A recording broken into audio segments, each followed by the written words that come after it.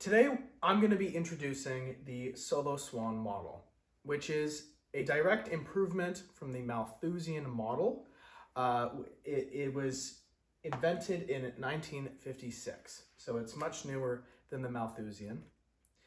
Actually, the Malthusian for its time was accurate, so this might not be an improvement. It's just a different it's for a different type of economy, okay? So this is for a Solow-Swan economy.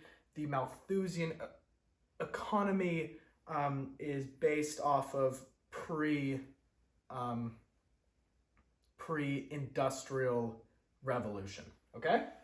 So you're Cobb-Douglas, and the question today is prove that the marginal product of the number of workers you have, the marginal product of the number of workers you have, times the number of workers you have, plus the marginal product of physical capital times your physical capital. So the sum of both components should equal the original Cobb-Douglas function.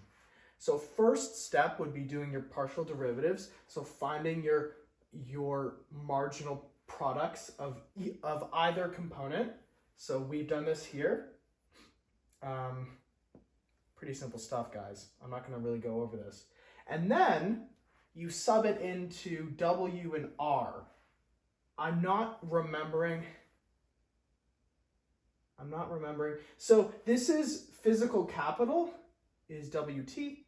And current population is RT. That's what I've written down here, so I'm hoping it's right. But really all you need to know is that it's equal to the marginal product of labor or number of workers and the marginal product of physical capital respectively, W and R, okay? So it makes sense then that when your marginal, your MPL and your MPK times your L and your K, basically your numbers of each times their product, what they give you.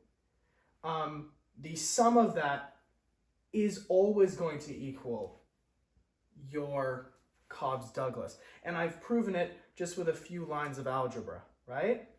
I think probably the trickiest rule here, if you're not too familiar with it, is this one. Because you know that this is in between 0 and 1. So it's always going to equal 1. So if you're reading this, you're like, oh, dang, like I've got epsilon here and I've got one less epsilon here. Well, that's always just going to equal one entire piece of the puzzle. It's almost like a probability. It's not. It's the labor share of output. But the labor share of output is out of 100%.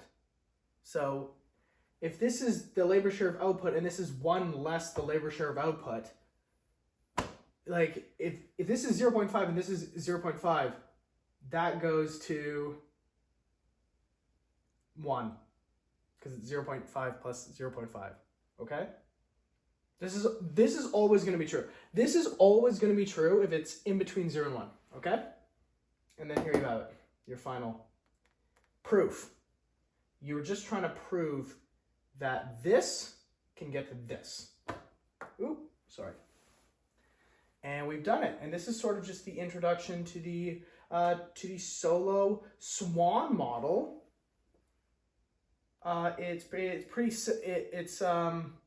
It's different in a lot of ways to the Malthusian, but you're definitely going to be happy you learnt the Malthusian before you started to learn the Solow-Swan. So I hope you've watched some videos on the Malthusian, because we're going to be getting right into the Solow-Swan right now.